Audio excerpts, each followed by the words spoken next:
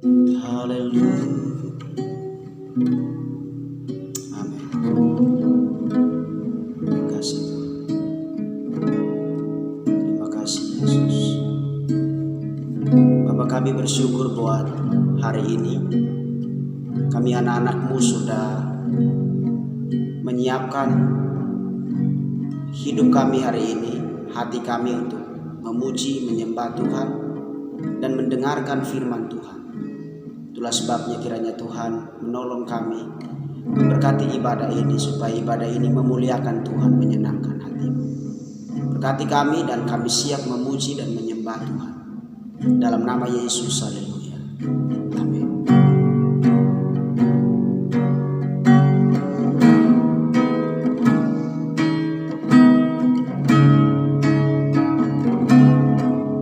Bagaikan bencana siap dibendung, inilah hidupku di tangan-Mu. Dengan urapan kuasa Roh-Mu, ku dibaharui selalu. Jadikanku Allah dalam rumah-Mu, inilah hidupku di tangan-Mu.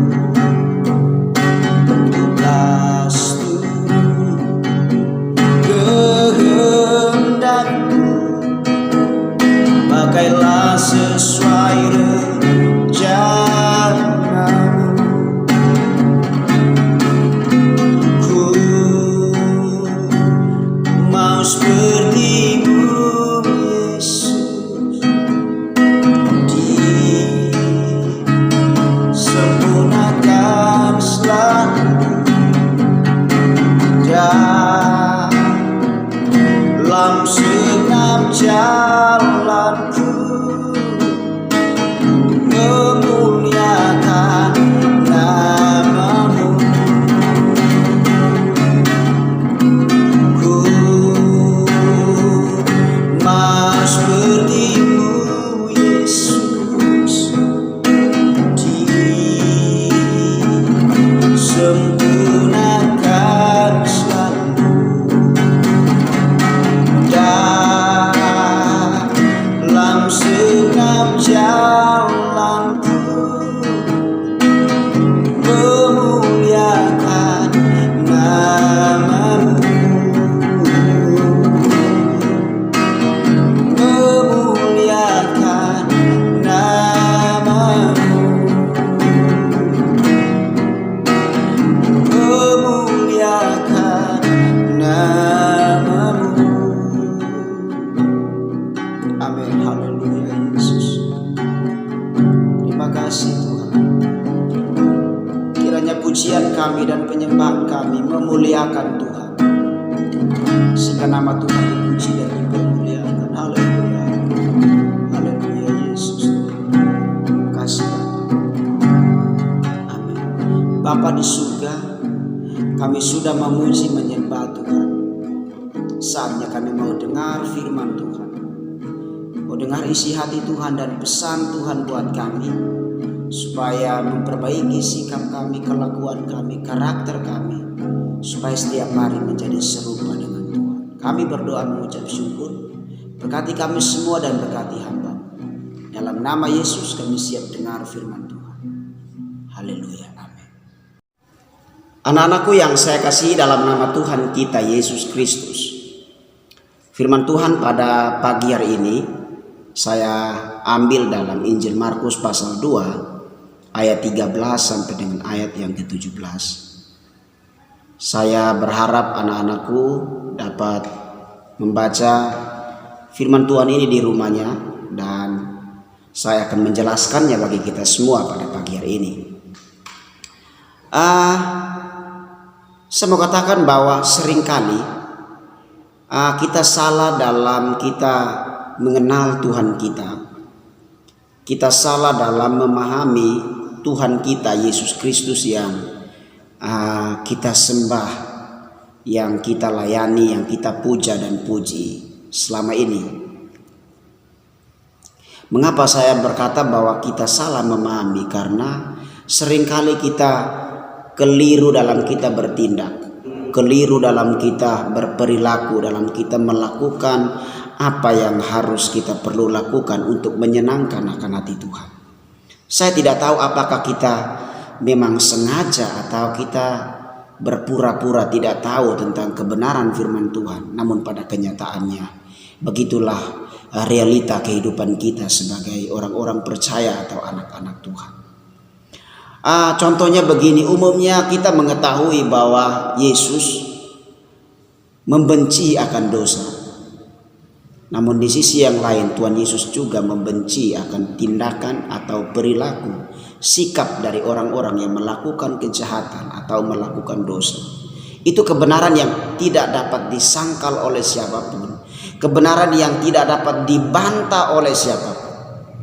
Namun pada kenyataannya, sebagai orang percaya yang telah diselamatkan oleh kasih karunia Tuhan, kita menjadi pribadi yang sombong. Kita seakan-akan tidak mengetahui kebenaran itu, bahwa Allah Yesus membenci dosa namun mengasihi setiap orang yang hidupnya di dalam yang melakukan dosa. Dan Yesus datang menjumpai setiap orang yang berdosa. Kadang-kadang kita merasa kita adalah orang-orang yang paling benar, orang-orang yang paling suci, orang-orang yang paling kudus, yang hidupnya tidak dicemari oleh keadaan dosa di dunia ini, sehingga kita juga membenci orang-orang yang kelihatannya najis, kelihatannya kotor, kelihatannya busuk karena perilaku dosanya. Bahkan kita menghina mereka, kita tidak mau berjumpa dengan mereka. Jika kondisi itu kita alami, keadaan ini, itulah yang kita hadapi, yang kita alami dalam hidup ini, maka kita sama seperti apa yang ditulis oleh Injil Markus pasal yang kedua, ayat yang ke-13 sampai dengan ayat yang ke-17, perihal ketika Yesus makan bersama-sama dengan pemungut cukai orang berdosa itu. Maka orang-orang yang kelihatan hidupnya benar seperti orang-orang Farisi dan ahli-ahli Taurat ini, mereka mencela Yesus. Mereka berkata bahwa Yesus makan dengan orang yang berdosa. Mengapa dia katakan dia adalah Tuhan, dia adalah Mesias, tetapi kenapa dia berjumpa dengan orang berdosa seperti orang Lewi pemungut cukai ini? Mereka berpikir, jikalau Yesus adalah pribadi yang kudus, yang suci, mengapa ia berjumpa atau berteman, bahkan makan bersama dengan orang-orang berdosa seperti orang Lewi pemungut cukai itu? Seringkali kita demikian. Ketika kita mengaku-ngakui diri kita orang yang suci, orang benar, orang percaya yang telah diselamatkan, namun pada sisi yang lain terkadang kita malah melihat orang yang berdosa yang perlu kita tolong, yang perlu kita jumpai, yang perlu kita hampiri untuk memperkenalkan Yesus melalui sikap hidup kita, melalui perbuatan kita, tindakan nyata kita. Malah kita mengabaikannya, kita tidak mau melakukan kebenaran itu. Anak-anakku yang saya kasihi dalam nama Tuhan kita Yesus Kristus, jangan sampai kita seperti orang-orang Farisi dan ahli-ahli Taurat ini. Suatu ketika Yesus berjumpa dengan mereka dan melihat kejahatan hati mereka dan perilaku atau sikap mereka yang tidak berkenan kepada Tuhan, Tuhan mengatakan suatu pernyataan yang begitu keras di dalam Injil Lukas pasal 6 ayat yang ke-40 sampai dengan ayat yang ke-42. Hal yang sama ditulis oleh Matius dalam pasal yang ke-7 ayat 1 sampai 5. Yesus mengatakan bahwa jangan sampai kamu hanya dapat melihat selumbar di mata saudaramu, sedangkan balok di matamu sendiri kamu tidak dapat mengetahui. Jangan sampai kita lebih melihat kekurangan orang, kesalahan orang, kejelekan orang dibanding kita melihat diri kita yang harusnya kita prihatinkan, kita perlu perbaiki, yang perlu kita koreksi supaya hidup kita dari hari ke hari memuliakan nama Tuhan. Lebih daripada itu, kita perlu memperbaiki hidup kita. Kita perlu memperbaiki cara pandang kita, pemikiran kita, pengenalan kita akan Tuhan.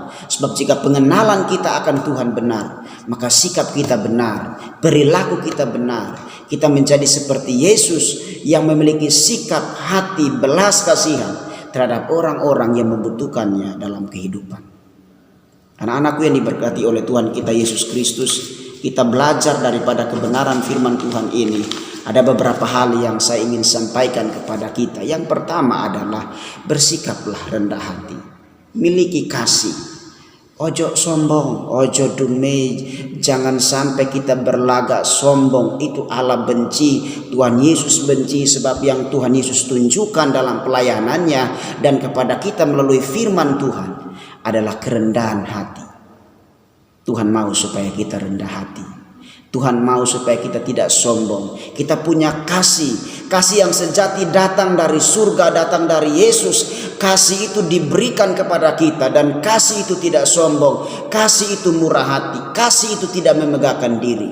Jika kita punya kasih yang sejati, kita punya kerendahan hati, maka kita lebih peduli kepada orang lain dibanding kita mementingkan diri kita sendiri. Ingat di sini, Tuhan Yesus datang tidak kepada orang-orang yang berlagak sombong, tetapi dia datang kepada orang-orang yang membutuhkan pertolongan, orang-orang yang berdosa. Meskipun Tuhan benci perbuatan dosa, tetapi Tuhan sangat mengasihi orang-orang yang berdosa. Kita adalah orang-orang yang berdosa dan Tuhan datang kepada kita dan kita sudah memiliki kasih yang sejati itu. Mari kita sampaikan kasih itu kepada setiap orang yang belum percaya kepadanya. Yang kedua adalah jangan sampai kita berpikir bahwa kita sehat secara rohani, namun pada kenyataannya kita sakit secara rohani. Kita merasa kita sehat, kita merasa kita kuat, kita merasa kita mampu, sehingga kita mengabaikan orang lain, kita merendahkan orang lain, kita mengabaikan orang lain, kita tidak peduli dengan orang lain. Padahal kehidupan kita lebih parah secara rohani dibanding orang-orang yang ada di luar kita. Itulah sebabnya Tuhan mau ajarkan kepada kita, jangan sombong. Koreksi hidup kita, periksa hati kita, koreksi perjalanan hidup kita. Apakah kita sudah benar di hadapan Tuhan? Jika tidak benar atau belum benar, perbaiki hidup kita. Waspadalah berpikir demikian seperti orang Farisi ini yang berkata bahwa Tuhan makan bersama-sama dengan orang berdosa, pemungut cukai, dan bagi mereka itu adalah sebuah kesalahan besar. Tetapi bagi Yesus itu adalah tindakan yang paling baik dan sangat baik. Sebab memang Yesus datang bukan untuk orang-orang yang benar menurut aturan hukum Taurat, tetapi orang-orang yang berdosa, karena sesungguhnya mereka lebih membutuhkan kasih karunia daripada Tuhan. Kiranya firman Tuhan memberkati kehidupan kita, menolong kita, dan memberikan pelajaran yang berharga bagi kita untuk kita mengasihi setiap orang berdosa dan datang menolong mereka, memberikan pertolongan, membantu mereka untuk mereka senantiasa hidup juga memiliki berkat yang sama dengan kita. Mari kita berdoa. Bapa di surga, kami sudah dengar kebenaran firman Tuhan. Kiranya firman Tuhan menolong kami, memberkati kami, mengajar kami supaya kami menjadi anak-anak yang punya kasih, tidak sombong tapi rendah hati dan suka menolong orang lain. Tidak mengata-ngatai yang jelek kepada orang lain, tetapi kami lebih kepada sikap peduli, mengasihi orang lain dan menolong setiap orang yang membutuhkan pertolongan daripada kami. Bapa, ampuni kami, tolong anak-anak sekolah minggu di GPDI Eklesia Jember. Kiranya di masa-masa yang sukar dan sulit ini kami berjuang untuk hidup dalam kasih dan kerendahan hati. Jikalau kami sakit secara rohani, Tuhan sembuhkan kami supaya kami pulih dan hidup menjadi berkat bagi orang lain. Tolong guru-guru sekolah minggu, tolong kami semua, tolong pendidikan kami, berkati dengan hikmat dan berkati dengan takut akan Tuhan Yesus. Kami sudah berdoa dan hamba berdoa kiranya berkat daripada Allah Bapa, cinta kasih daripada Tuhan Yesus, penyertaan Allah Roh Kudus menyertai anak-anakmu dan orang tua mereka, bahkan guru-guru sekolah minggu dimanapun mereka berada. Kami terima berkat ini dengan penuh ucapan syukur dalam nama Tuhan Yesus Kristus. Haleluya. Amin. Tuhan Yesus memberkati.